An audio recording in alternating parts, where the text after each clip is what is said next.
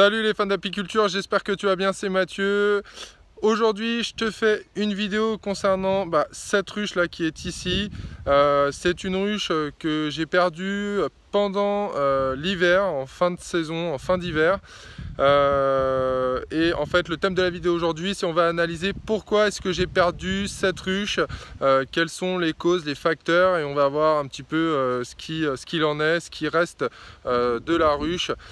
Juste avant la vidéo, n'oublie pas de me rejoindre sur les différents réseaux sociaux, Facebook, YouTube et Instagram, et encore une fois, l'ebook offert dans la description de la vidéo. Allez, je t'emmène faire la visite de cette ruche pour voir un petit peu ce qui s'est passé, essayer de comprendre les causes de cette perte hivernale. Allez, on y va. Nous voilà à la ruche. Je vais inverser la caméra puisque aujourd'hui je suis tout seul et j'ai oublié mon matériel, donc je n'ai pas le trépied, ça va être un petit peu compliqué. On va faire ça avec une main sur la caméra et une main sur la ruche.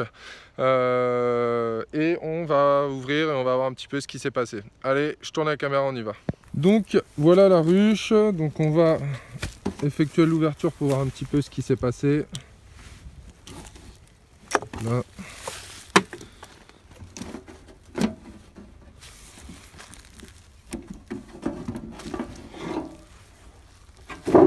Donc là c'est une ruche qui était quand même limite cet hiver au niveau population, puisque au niveau de nourriture on est vite arrivé à épuisement.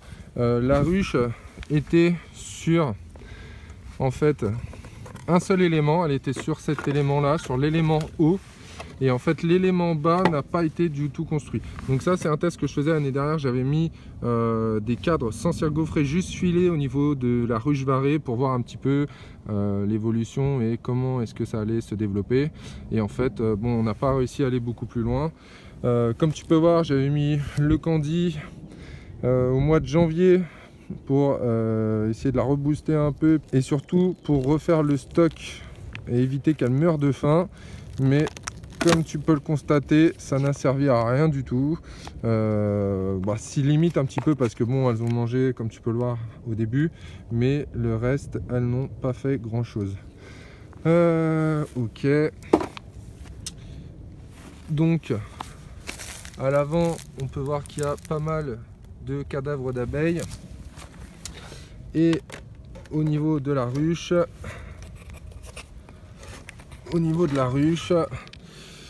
voilà ce que ça donne, hein. Le Candy a quand même coulé à l'intérieur, tout simplement parce que les abeilles n'ont pas mangé réellement le Candy qu'il y avait dessus, puisqu'elles ont dû mourir de froid au cours de la saison.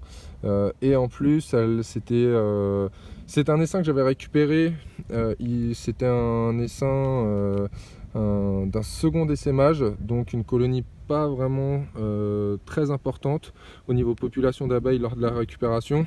Donc je pense que ça a dû certainement y jouer vraiment beaucoup, puisque on va le voir même au niveau du nettoyage de la colonie, comme tu peux le constater.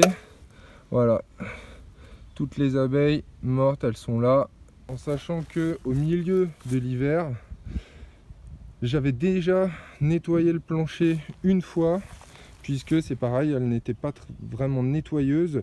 Elles avaient laissé encore tous les cadavres de leurs congénères sur le fond de ruche. Je t'emmène à la maison pour voir un petit peu plus précisément ce qui s'est passé à l'intérieur de la ruche, parce que là j'ai pas tout le matériel vidéo pour faire le film, et donc c'est un petit peu compliqué de vous montrer, d'expliquer tout en même temps. Donc allez, on va à la maison, ça sera plus pratique. Nous voilà donc à la maison, ce qui va être plus simple pour regarder ce qui s'est passé à l'intérieur de cette ruche varée. Donc on va retrouver la configuration de départ lorsque nous étions en forêt, donc avec le toit tôle, le morceau de Candy dessus.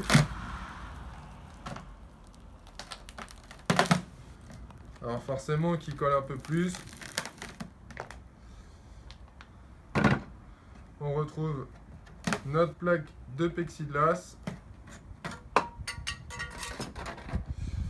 Et donc notre élément varé à l'intérieur avec les différents rayons de cire et les deux éléments.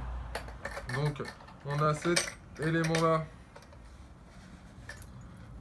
avec à l'intérieur la cire.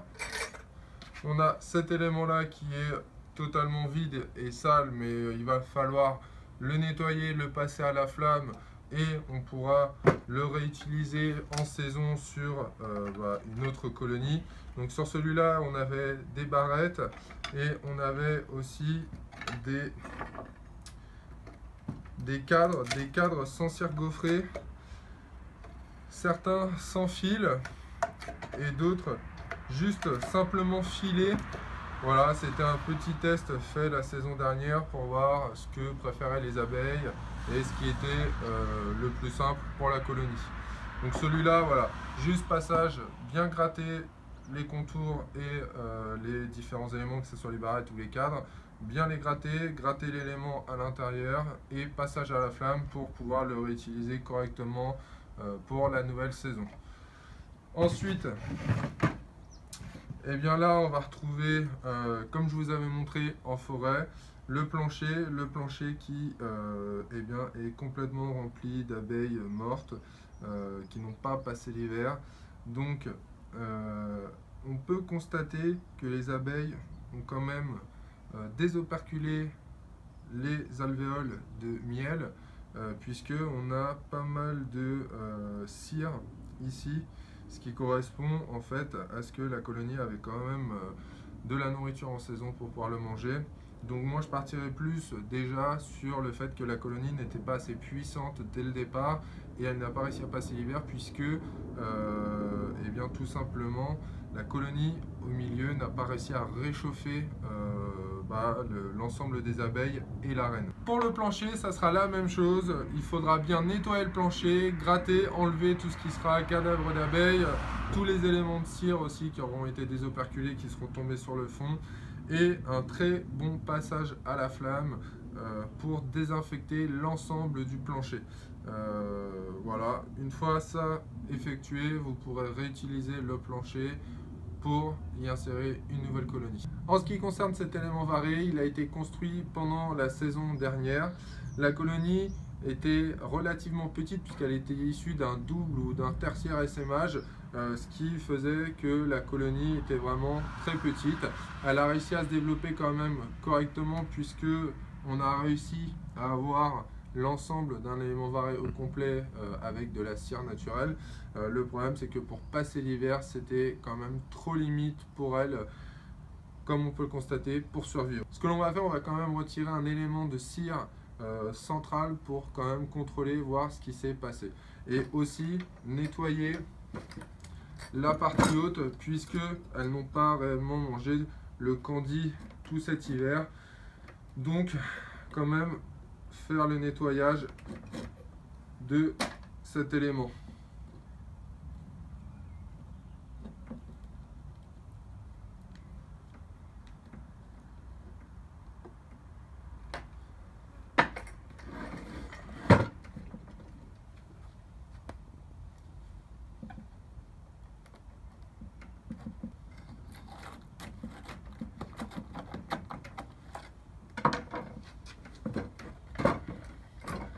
Donc vous coupez quand même les deux côtés d'extrémité pour pouvoir enlever facilement le rayon.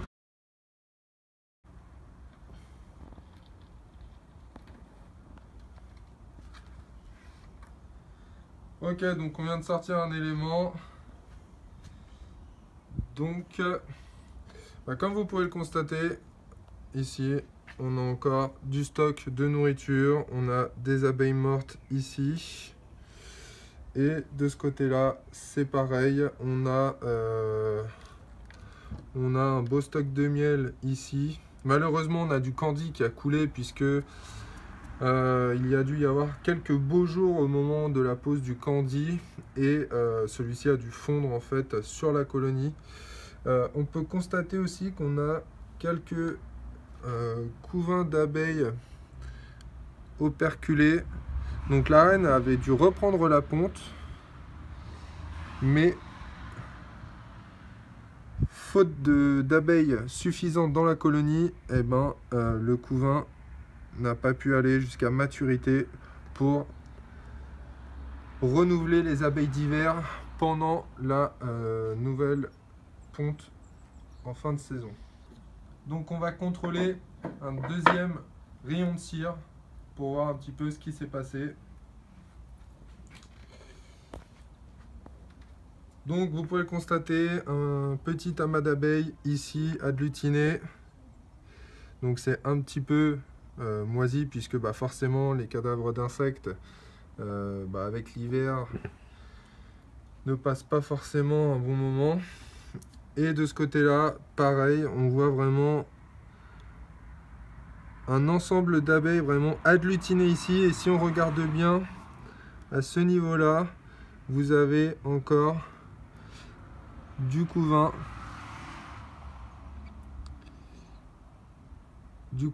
et des abeilles qui pour moi sont mortes de froid puisque voilà, comme vous pouvez le constater, on a encore du stock de miel ici. Ceci a été désoperculé et mangé par les abeilles comme on peut le voir. Ici pareil, toutes ces alvéoles, c'était des alvéoles avec du miel qui ont été désoperculés et mangés par les abeilles. Donc elles avaient encore du stock de nourriture même au-dessus et ici. Donc pour moi vraiment c'est le fait que la colonie ait été trop faible en saison pour pouvoir passer l'hiver correctement. Donc nous avons le résultat de cette perte de cette colonie. Celle-ci n'a pas passé l'hiver puisque les abeilles n'étaient pas assez nombreuses pendant l'hiver pour pouvoir survivre correctement aux périodes de froid que l'on a eues. Que faire de cet élément avec des cires? Toutes les cires qui seront avec des abeilles mortes et des traces de moisissure comme celle-ci, je vous conseille de vous en débarrasser. Inutile d'amener des moisissures ou de quelconque champignon dans une nouvelle colonie. Donc les cadres qui sont vraiment trop abîmés par des cadavres d'abeilles ou par des moisissures, vous vous en séparez. Ensuite, d'ici, je vois d'autres éléments qui, eux, me semblent très propres, sans cadavre et sans moisissure. Ceux-là, je pense, les intégrer dans des ruchettes varées pièges ou dans de nouvelles ruches varées avec de nouveaux essaims à l'intérieur pour tout simplement booster leur installation et le début de la colonie. Attention, vous pouvez faire ça vraiment si vous êtes sûr qu'il n'y avait pas de maladie avec votre colonie et votre ruche. Là, les abeilles sont mortes cet hiver à cause du froid et non pas à cause d'une maladie. Donc, vous pouvez réutiliser vraiment les cires qui sont saines, sans moisissure et sans cadavre d'abeilles dessus. Voilà, c'est la fin de la vidéo. Je vais t'expliquer pourquoi cette colonie était morte cet hiver. Voilà, il faut en tirer les conclusions et éviter de reproduire cette erreur pour le prochain hiver. J'espère que la vidéo t'a plu et que ça t'a appris des choses. Si c'est le cas, n'hésite pas à mettre le pouce bleu en dessous de celle-ci, à la partager et à me rejoindre sur les différents réseaux sociaux, Facebook, YouTube et Instagram. Quant à moi, je te dis à bientôt dans une prochaine vidéo. Ciao, ciao!